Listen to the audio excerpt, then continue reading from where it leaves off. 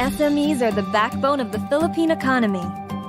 Unionbank has laid down the groundwork for creating an ecosystem helping businesses through an integrated user experience connecting key stakeholders in the ecosystem.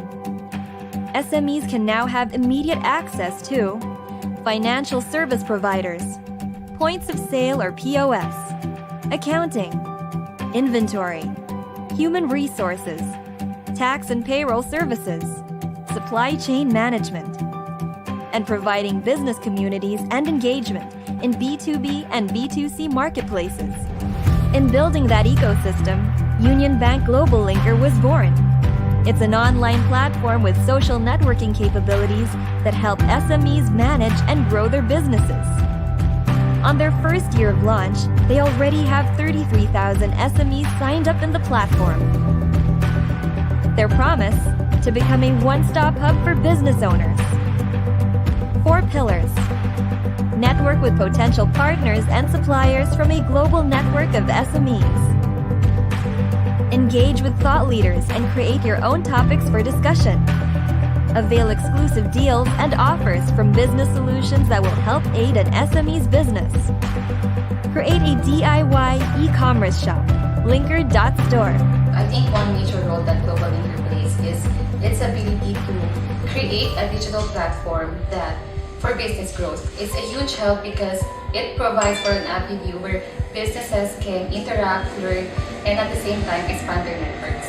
Well, as a social media platform, Globallinker helps build the community of SMEs and link them to the right markets, suppliers, financiers, and advisors. I've actually established a contact in Philippines who is interested in my product, and we are working on ways how we can do that. So hopefully, it materializes. The future of the SME sector in the Philippines is endless. With fintech, business growth can accelerate by breaking down barriers, setting up important connections, and moving daily activities. Success is definite. It's just waiting to happen. The growth of SME filters to all levels of the Philippine society. This sector employs more than 60% of Filipinos. So many lives will be transformed with the success of SMEs. Unionbank Globallinker will be there to make it happen.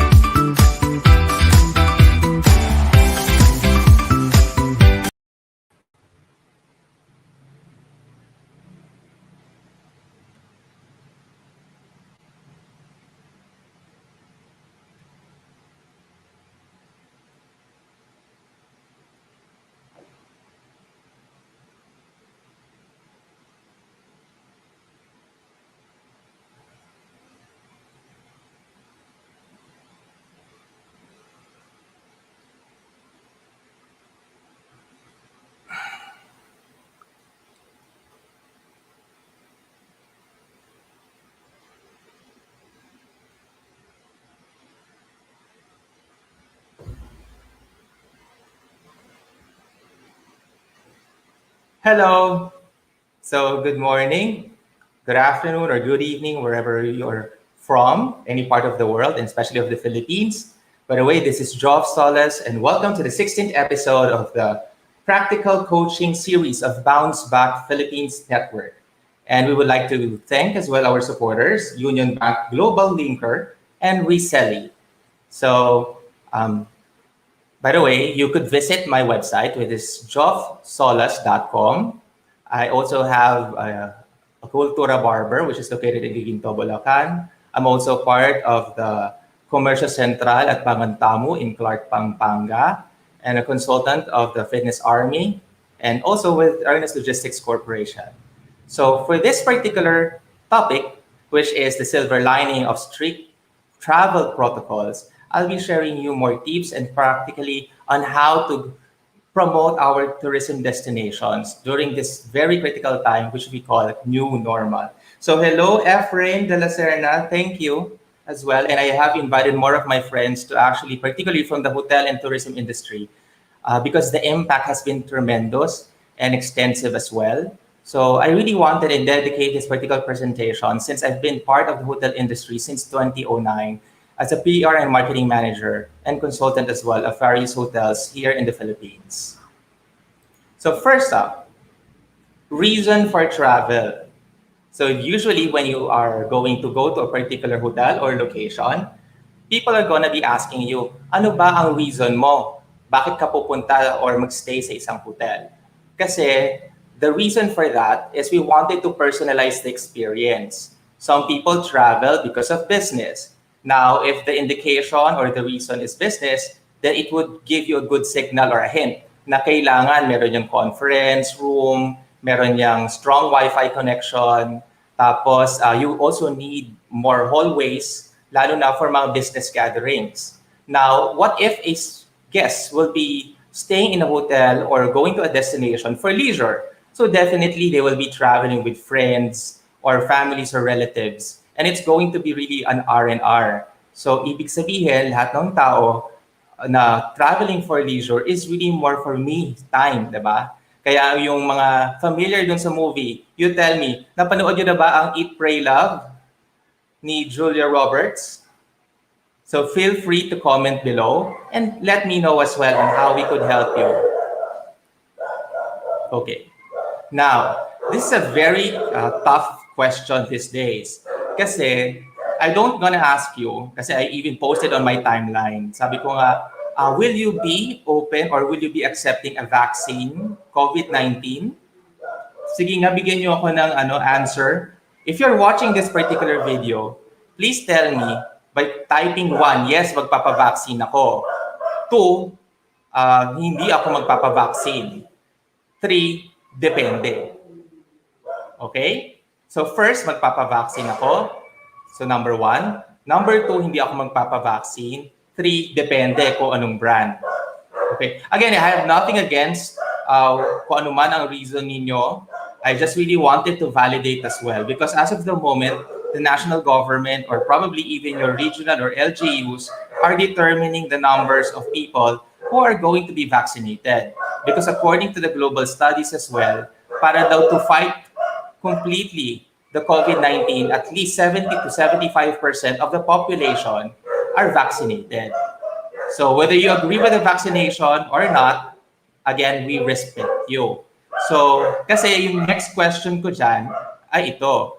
During or after the vaccination program, regardless kung nagpa-vaccine ka o hindi, will you travel now? Okay? So for those people who are going to say, yes, I will travel, please press 1. Again, this is really just for opinion. I really wanted to gather data para later on we will be able to help mga hotels or LGUs as well. Kung willing na ba talaga at confident na ba mag-travel ang mga Filipinos. So if you're willing to travel with or without vaccine, kumbaga matapos man yung vaccination program na naibigay na yung mga priorities, please press 1 or type 1 if you are willing to travel. Number 2, yung you're not going to travel for now. Okay? Ibig sabihin, baka you will observe a year after, diba? At least a year after bago kayo mag-travel. Okay? So, in this particular question kasi, we would also be able to identify what should be the efforts of the national government and even of the regional or LGUs in order to convince the population, particularly within their jurisdiction, yung vaccination program implementation. Again, ang target to be favorable for that is 70 to 75%. Okay. Why do people travel?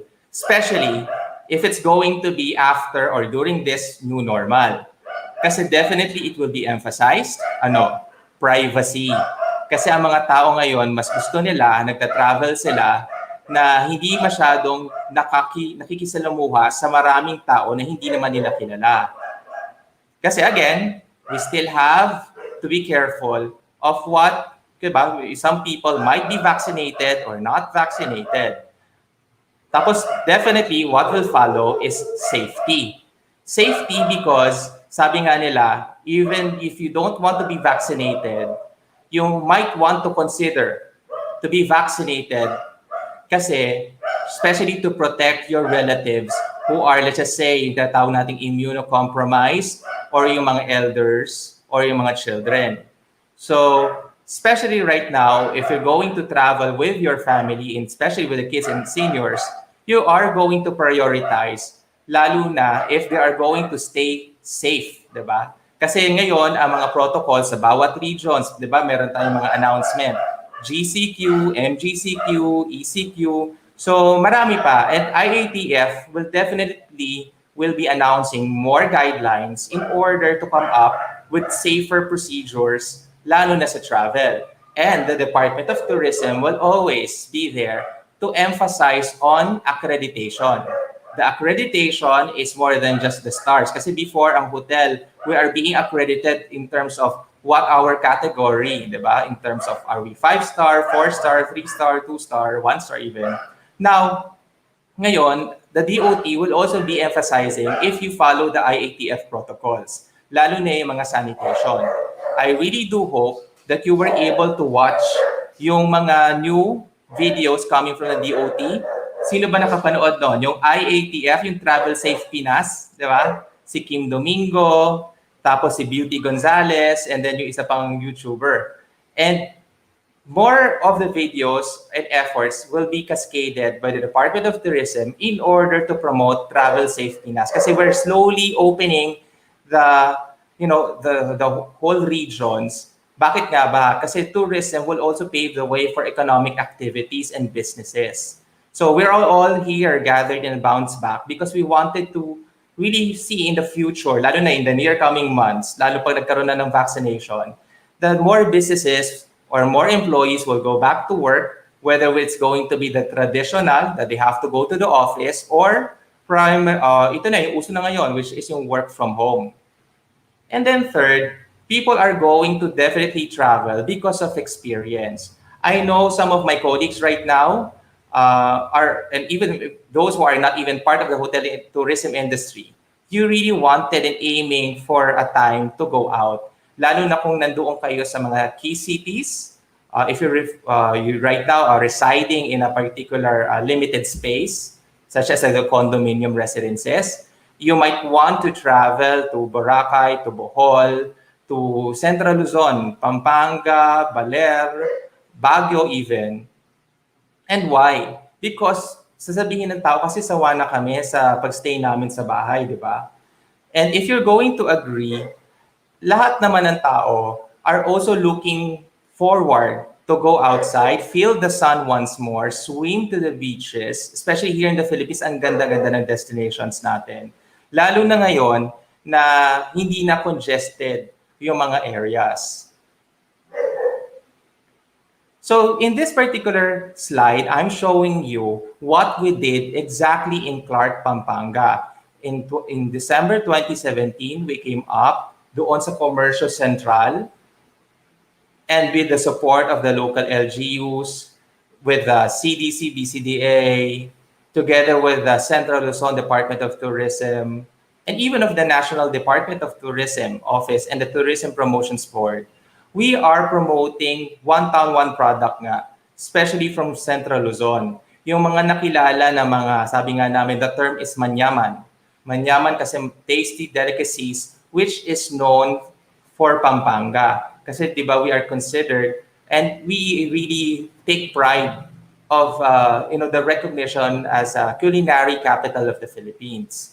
And just because of that, nagkaroon kami ng event na weekend night market, wherein we gather all of the local delicacies, mga heirloom recipes even, and the novelty products local that are coming from Central Luzon. So we started every Friday, Saturdays, and Sundays. We operate at 3 p.m. until 12 midnight. And ito yung nagagather namin, at least 5,000 foot traffic per night. And then we even reach up to 25, depende pa yan pag mayroong mga concerts, diba, sa open park. And that used to be this is usually the picture of what you could expect from our venue before the pandemic. And now, this coming February 12, we are going to have a soft opening in Clark, Pampanga at Mangantamu. Again, with the same significant support of our LGUs, Department of Tourism, CDC, and BCDA. All of these people are now going to continue to pave the way, sabi nga kasi nila. And of course, we also believe that tourism will invite more people to visit a destination. And then people will demand, especially the guests, for the products. And this is the best time to actually launch your own product locally. Para na rin, lalo na for the Filipinos. Kaya di ba, we also have a promotion which is buy local for locals. So yon. This is exactly what we had with Comercio Central. Now, in order to proceed with all of these things, like the initiatives of asking people to travel again, marami talagang uncertainties. Marami mga haka-haka. Marami tayong mga, let's just say, some stories na hindi naman validated. So, if you're coming from a, let's just say, such as a place, katulad namin dito sa Central Zone or Bulacan, what we wanted and encouraged our people is to come up with more relevant and interesting stories. How are you going to do it? Ayan, thank you to Roland, to RC. Ayan, thank you for joining. And again, please do comment. And if you have any questions, please do comment po sa comment section and feel free to share this video. Now, to become a storyteller, you should be preparing for the following. It's all about visuals. Yan ang primary. Because people would always want to see, to believe. Diba? Tama ba tayo? Hello, Angelica. Thank you. Yan. So if we are promoting, for example, Pampanga, and in what we have been doing in Comercio Central in Mangantamu, we show images of people. Katulad ng pinakita ko kanina, that they are really gathering, that they are also enjoying, such as the food, such as the entertainment, the performers, lalo na yung mga local talents natin. This is the best time to shine, sabi nga. And then, another is, ito yung nauuso. We've seen so much of this with the efforts of the Department of Tourism, di ba? Yung mga virtual tour with the help of our friends from the tourism associations, di ba? So I would like to thank and greet Mr. Arwin Ling at the President ng ating mga tourism officers. And then, yung mga literary.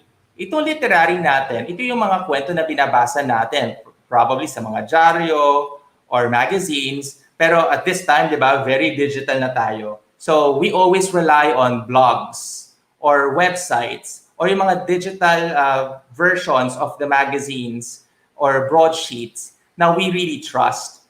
Why? Because we wanted to know more of the details, the best place to go, and probably the contact, di ba, yung links, kasi gusto natin puntahan agad, yung ugali natin online, di ba? Pag may na-feature ka, hanapin mo na agad siya sa Facebook. Titingnan mo na agad kung ano yung mga, kasi yung mga articles naman yan, they only post usually mga static, yung mga pictures na yan, ano, di ba? Mga pictures lang. But now you could also validate that by going to the Facebook pages or even to their websites and seeing kung okay yung mga, ano yan, yung mga kanilang products. Kaya kung may video pa yan, the more na it is going to be convincing. Itong D, yes, this is going to be very new and probably ito yung mga bagets natin are very familiar too. And I will show you some of the apps that are primarily nagkakaroon ng sensation or let's just say magandang traffic because nagbibigay sila ng incentives. If you go live streaming, tapos nag-host ka. Yan yung mga binabanggit ko, such as Bigo Live and Kumu PH. I'll be discussing that later on. So number 2, auditory. Sabi ko, ano yung auditory? Di ba usually what you hear and what you listen to? People usually go for radio stations, Pero kasi ngayon, some people, they have specifications eh. If I want music, I go to Spotify or iTunes. But if I wanted more talk shows, then I go to podcasts. And I know that previous episode of the Bounce Back, we were able to have the Podcast Network Asia. And I'm a big fan of Walwal Sesh. So what should be your story? There are a lot of things to present, lalo na kung ikaw, marami kang kwento. Pwede kang magsalita, pwede kang magsulat ng kahit ano. Pero kasi at the end of the day, you are focused to your target market or audience. Tulad yan, people are worried. Am I going to be safe if I travel once more during the new normal to Boracay? Will I be safe? And will it be also affordable if I travel to Bohol? Diba? So later on, I'll show some of my colleagues that I've done a lot of live stream conversations on Facebook, such as the Panglao Blue Waters. And then also I'll be having the Chroma Group of Hotels. And by next week, we're going to be having as well sina Costa Pacifica and many more from our colleagues from the hotel industry. So they all have one thing in common. They're going to be inviting a lot of people to go to their destinations, but at the same time, tayo, na mga audience and visitors, will be checking it out sa website, sa social media, sa Instagram, yung mga ibang visuals na nakikita natin. So, knowing that kind of, we call it technographics or online behavior of our people, meron tayong kinoconsider. I wanted to look into the science of things. So that's why we look at psychology of attention. Because when everything is so robust, when everything can only be done and seen online, marami pa tayong nakikita ng mga content, then people are fighting for attention. So, hello, check. Thank you. And again, ang gagawin ng tao is that ano ba ang preference ko sa isang property o destination para ma-convince mo ko mag-travel dyan. Some people would say it's about the food. Some people would say, lalo na ngayon, summer, or sige, para mas relevant, Valentine's Day, or let's just say, Chinese New Year. Paano ko ba ma-enjoy itong mga holidays na to? So, if you're going to look at and going to compete with the attention, everything that is online, so kailangan you should have your visuals ready and all of your marketing collaterals online to be very effective. Diyan papasok yung ating marketing strategies. Now, this is not just relevant, or it would not only apply for private companies such as hotels, but also for the LGUs. Kasi lalo na ngayon, there's what we call the Balik Probinsya program. This is the best time to convince such as investors to probably go to the place such as the province and invest more. So ano bang kailangan dyan? What is the density usually? What is the ease of doing business? Diba? And then what are usually the resources that are available within the specific kilometer radius? Siyempre yung accessibility.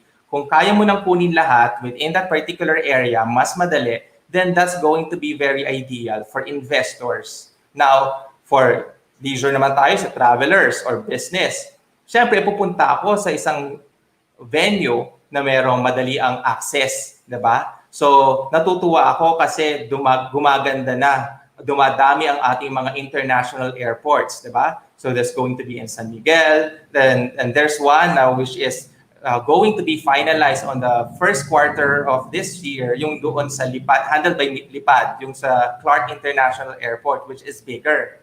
So we are seeing more infrastructures that is going to help the transportation experience easier, diba? So all of this being said, you have to convince a lot of our guests to travel.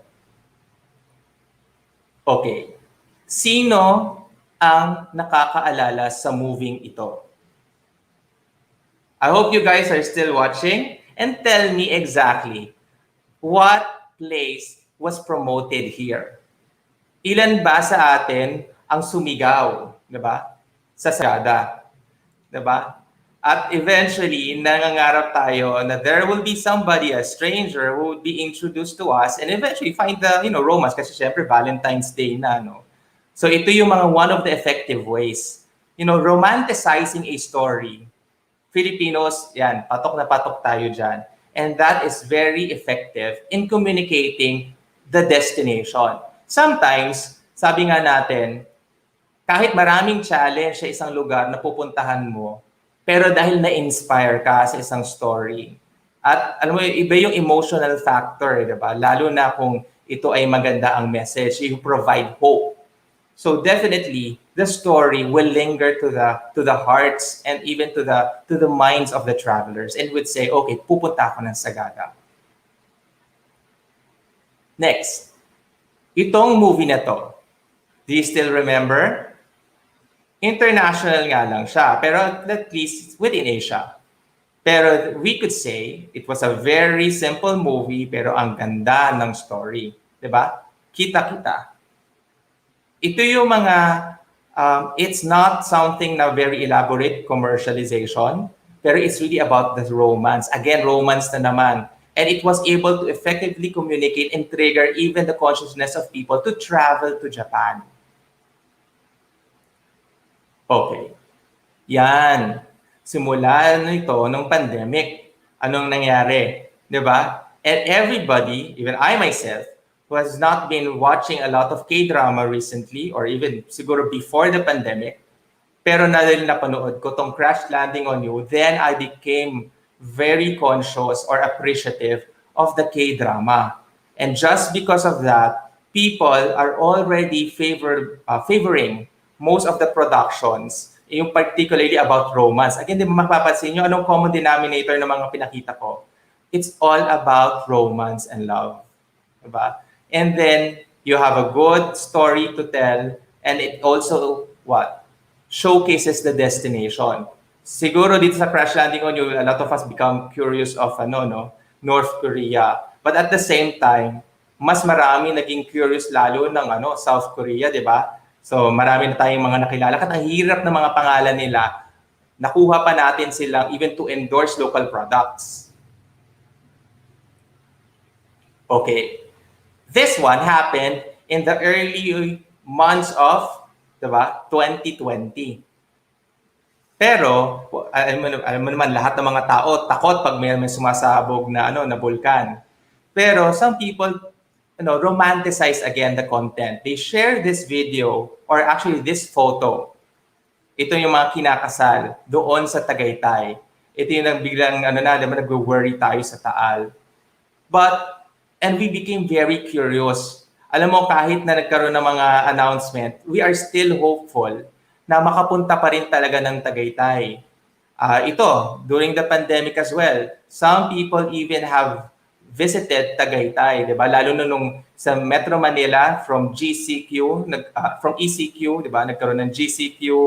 So, yung iba naka-travel na ng Tagaytay kasi everybody's like excited to go to this place after being confined in Metro Manila for so long. So how do brands and how do destinations or companies can take advantage of it? One thing is, again, we do stories. We show visuals on how we could help our communities, regardless kahit wala ka sa tourism destination. Kasi nakikita mo, ito yung opportunity to, for example, yung nangyari doon sa Isabela, diba? Some of the logistics company have extended their help and assistance. And you took note of that. This is the Fitness Army in BGC and also in Quezon City, Visayas AB.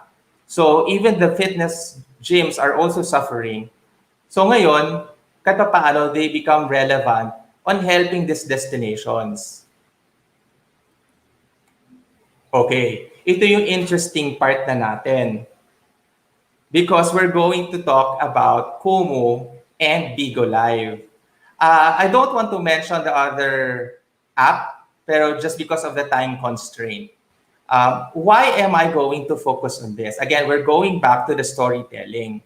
How to convince people. Kasi napansin ko, ang dami-dami ng webinar dito sa online, sa Facebook. Mapa-Zoom, mapa-Google Meet.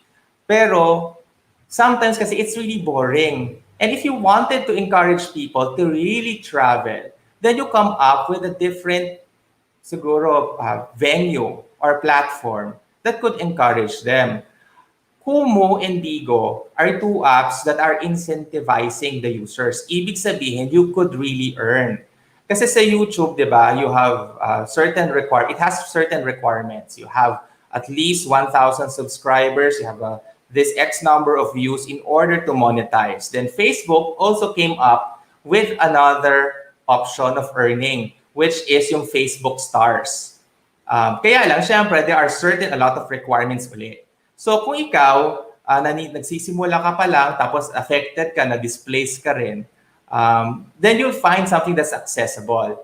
So I recommend this too, because first and foremost, Kumu is backed up, mapapansin nyo, very familiar kayo, kasi mga votation na mostly sa ABS-CBN, it happens here. Tapos, sa Bigo Live naman, it's more of international market. Ngayon, ang nangyayari, ang mga users, if they really like you or really, let's just say, affirm to your content, they provide you with beans or let's just say, they call it coins. Tapos yung coins na yan and beans are actually converted into cash. Why? Because some of the users, yung mga fans, in order for us to give beans or coins, we really have to purchase it. So we put our banks, our debit cards kasi we appreciate the content. Marami ako nakikita dito, mga influencers, mga let's just say reporters, tapos ang mga mga let's say DJ, 'di ba? They perform, they show their talent, lalo yung mga singers. Tapos if you really wanted to support them, you provide, itawag namin dito yung mga tips, 'di ba? So 'yon. Ngayon, I would like to suggest this kasi napakadali ng requirements to all of these destinations. Kasi you could also optimize and use this particular platform to promote, lalo na doon sa audience. And at the same time, you could also generate financial support to your content creators. So for example, if you are an LGU who is tasked to promote tourism, I encourage you to come up and feature, let's just say, delicacies. Magluto kayo dyan, pakita nyo kung anong sikat na delicacies dyan.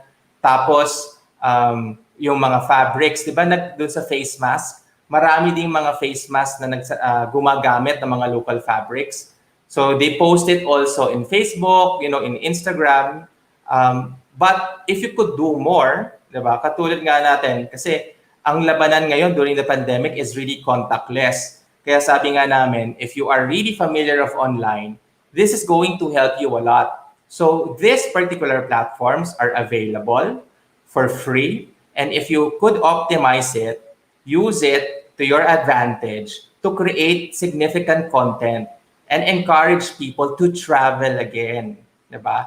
Kasi why? What is the demographics? So definitely ito yung mga tao na who are staying online and they wanted to watch, and then eventually they would eventually go out of the confines of their homes and travel. Sooner or later on, again, with or without vaccinations, we still see the trend that some people will go back to the normal lifestyle. Pero again, we are more conscious. Siyempre, hindi na maaalis yung face mask natin, social distancing will become more observant, and sanitation.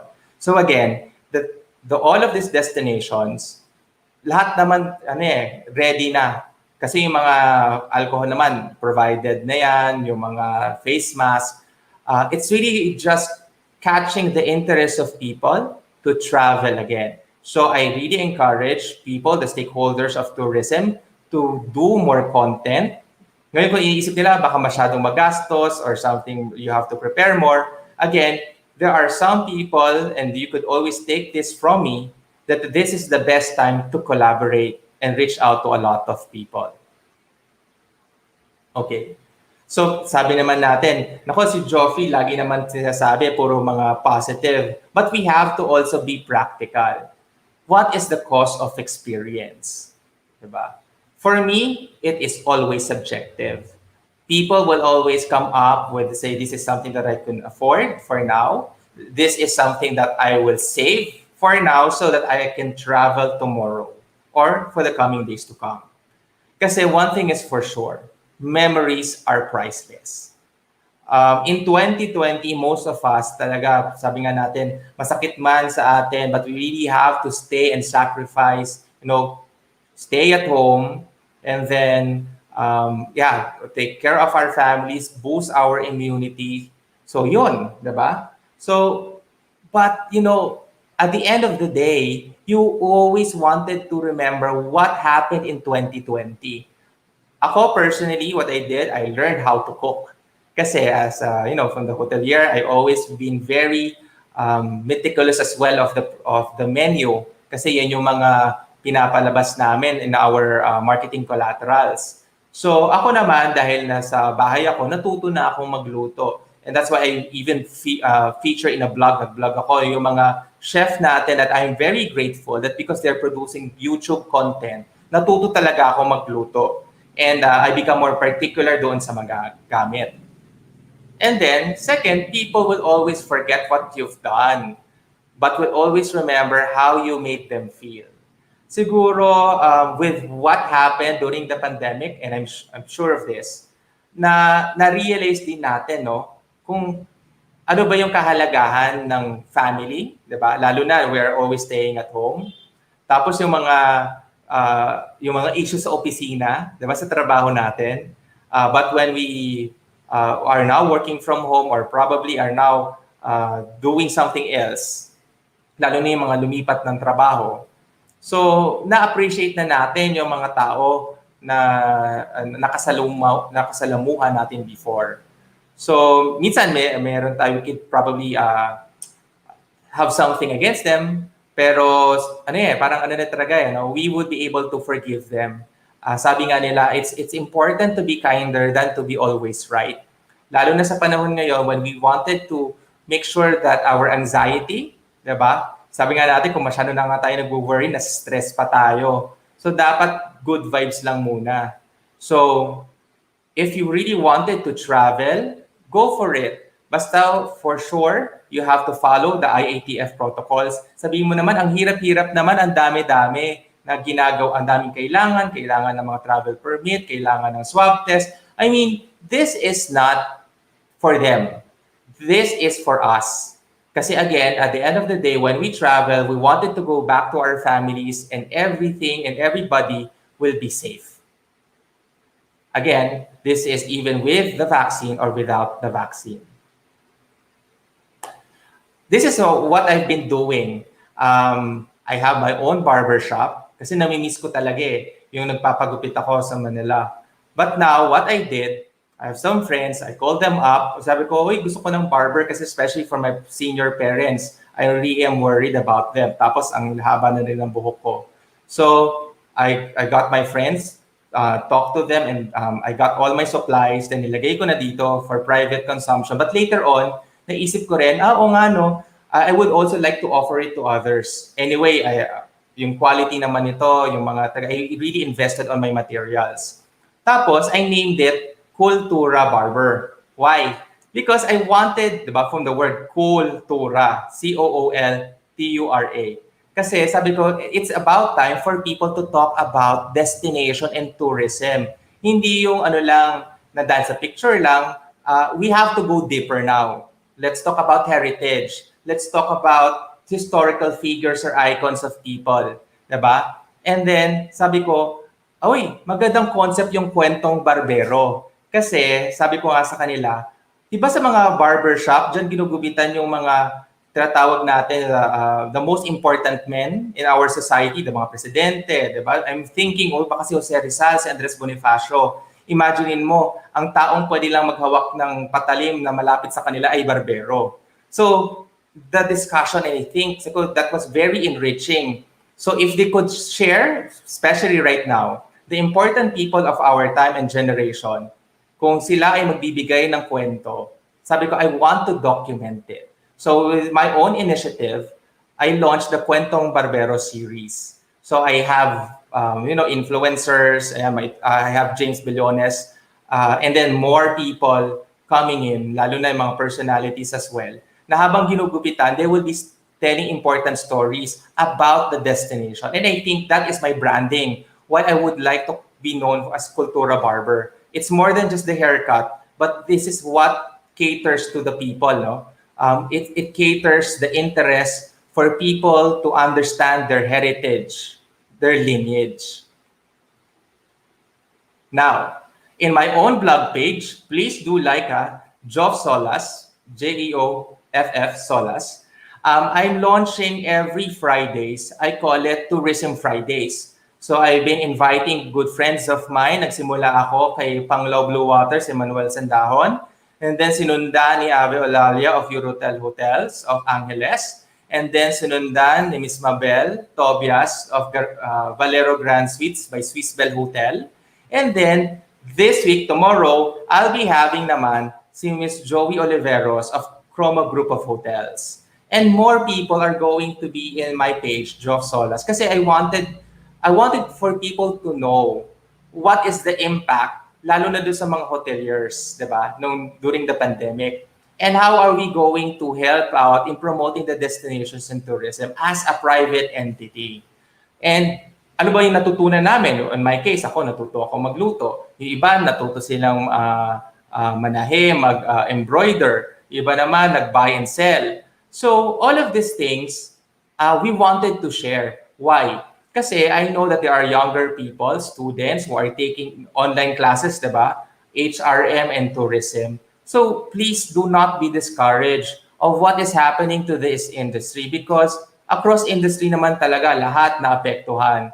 Pero what defines this particular your profession is that you should never waver on your passion. Your passion to become part of ambassadors of your region, of your place, of our history, of particularly of the Philippines. Kasi ang ganda-ganda ng destination natin. Maraming mga negosyo na maaari mag-benefit sa atin.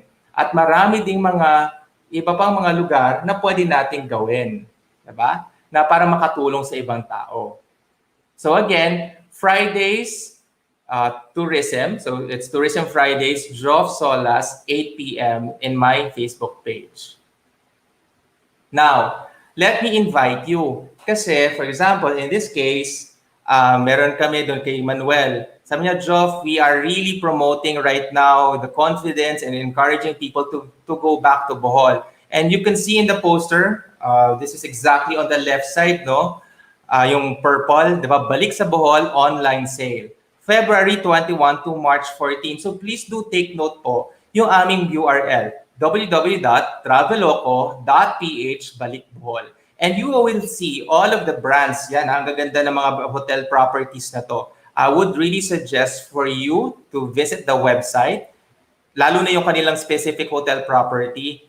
Tapos yung deals na yan, makikita nyo dito sa traveloco.ph. Kasi it's a consortium already.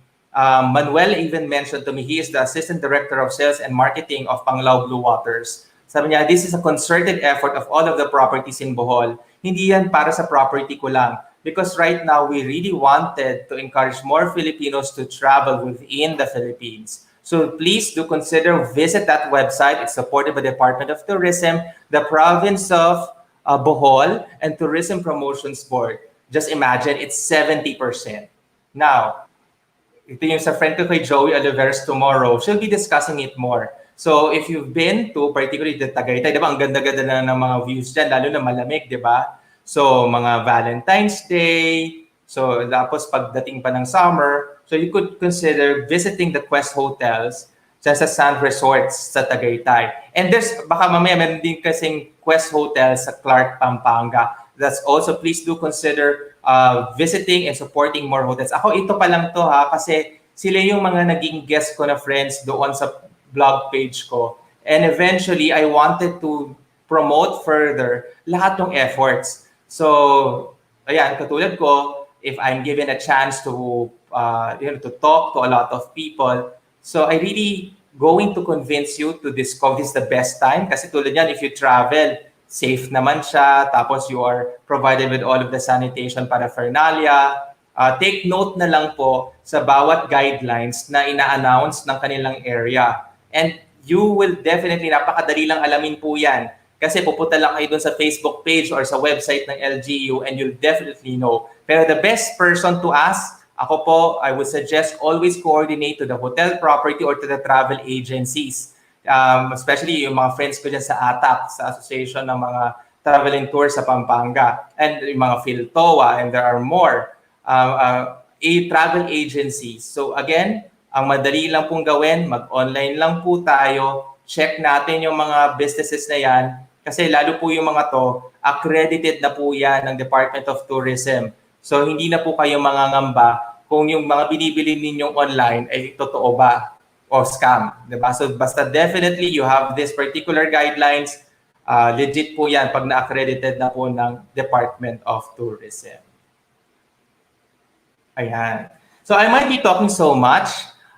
Again, thank you to a lot of people who have been leaving a lot of comments. Salamat po again sa Bounce Back Network, kay RC, kay Roland, Angelica, check mga friends ko to sa Pampanga, to the shipping lines and logistics as well, to the hotel and tourism. Maraming salamat. Now, to provide you a quick summary, tourism will stay relevant and services will be more safe.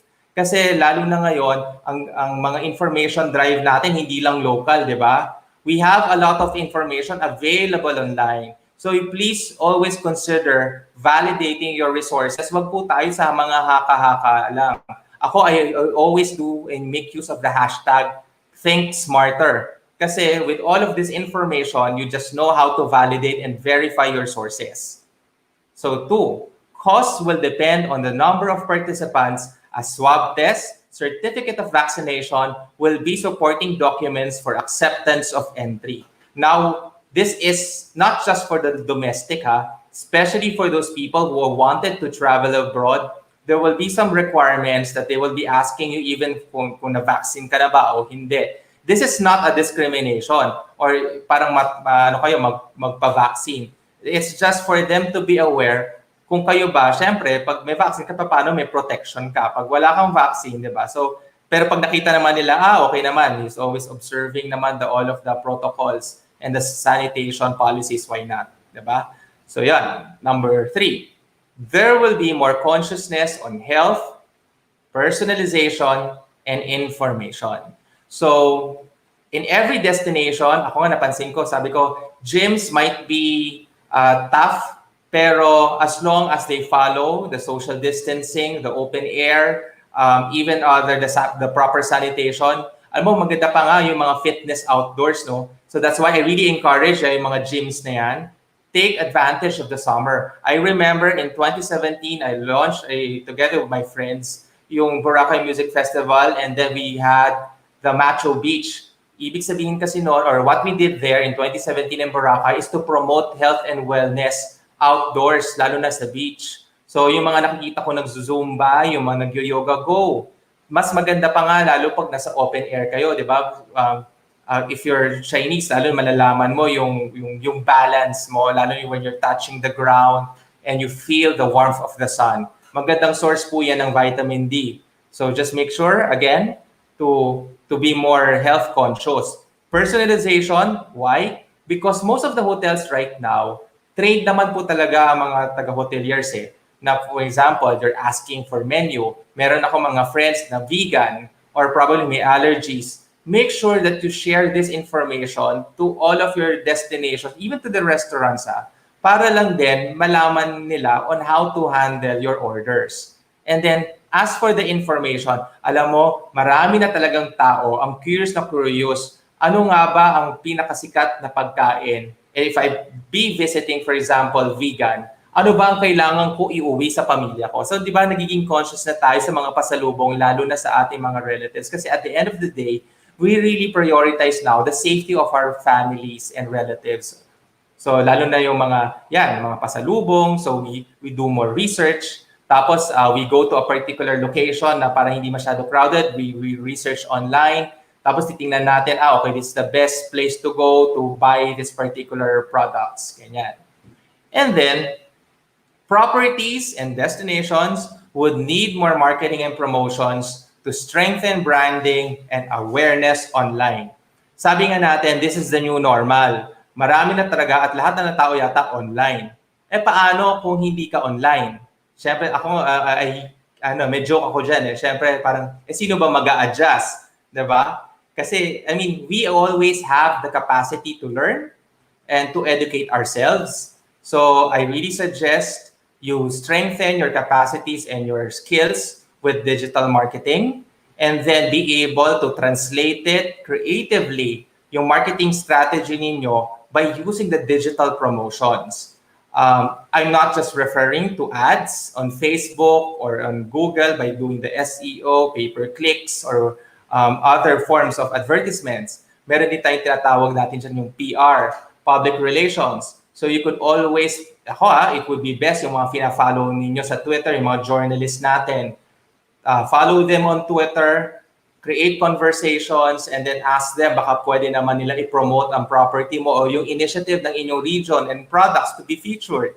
Diba? I don't want to mention more, maraming mga shows dyan, both across television networks. At ang kagandahan pa nga ng online, hindi lang local we are also referring to the international market. So lalo na yung mga YouTubers natin or digital influencers. So again, just be careful. Again, when you're dealing with them, remember that these are people, and then always do an open discussion. Para din, kasi marami din mga, ito for the past few days, nagkaroon ng mga sensitive cases. Again, people could always make mistakes, pero I think it's also the best time for us to be more strategic and also to be more, I call it kinder, to call somebody's attention. Meron naman tayong mga message dyan, you could do the email, tapos pag hindi pa rin, you do other alternatives to reach out to that person.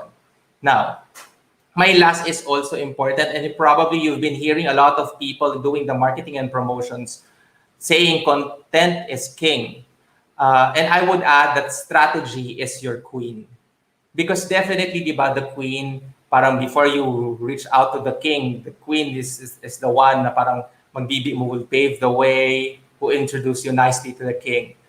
If you have a very good strategy of your marketing promotions, lalo na on your crafting the message, your visuals, sabi ko nga sa inyo, diba kanina, yung visuals in auditory, yung when you say things, when you show things to the audience, just be able to do it better and then implement it immediately kasi sa online, mabilis no? Hindi pwedeng isip-isip lang tayo tapos eventually ang tagal-tagal ng execution kasi mauunahan pa at matatabunan ka.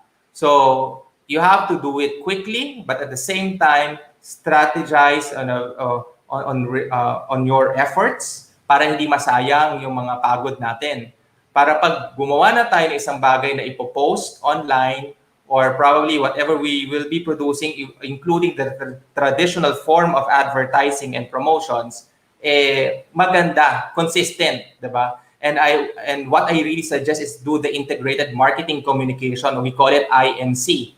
And we do it by doing the customer 360, wherein all of the behavior, marami akong may explain dyan. Pero I would leave that to our colleagues and friends, lalo na doon sa mga ating practical coaching series na mangyayari pa dito sa Bounce Back. Again, if you have any questions, feel free to comment below or reach me via email. Yan, ito po. My name is Jeoff Solas. Ang website ko is jeoffsolas.com. Follow me across social media platform, mapa Instagram, Twitter, ano pa ba? Meron din akong Kumu and meron din akong Bigo Live, yan. Pero I'm really more active in Facebook. So make sure you follow me in Jeoff Solas page. Kasi yun nga, ginagawa ko yung Tourism Fridays. And you'll see more other of my pages that I manage. So I really wanted to provide more good content online and I always advocate, again, validate the information. Ang hashtag ko nga dyan, I think smarter. So again, thank you to our friends from Unionbank Globallinker, Resellee. Again, thank you as well to Jason, to all friends dito sa Bounce Back. So, yun. Thank you so much.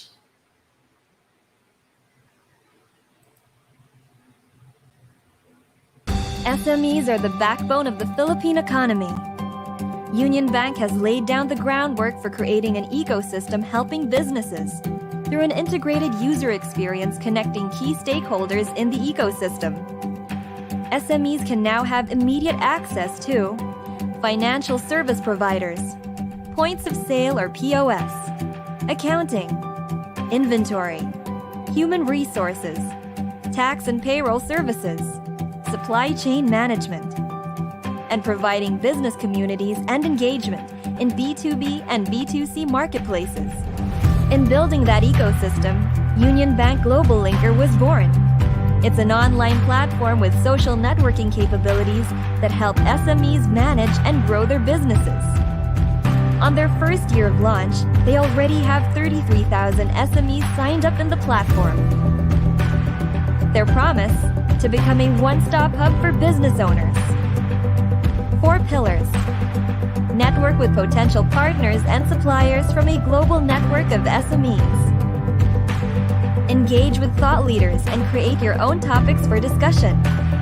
Avail exclusive deals and offers from business solutions that will help aid an SME's business. Create a DIY e-commerce shop, linker.store. I think one major role that Globallinker plays is its ability to create a digital platform that, for business growth, is a huge help because it provides for an avenue where businesses can interact, learn, and at the same time expand their networks.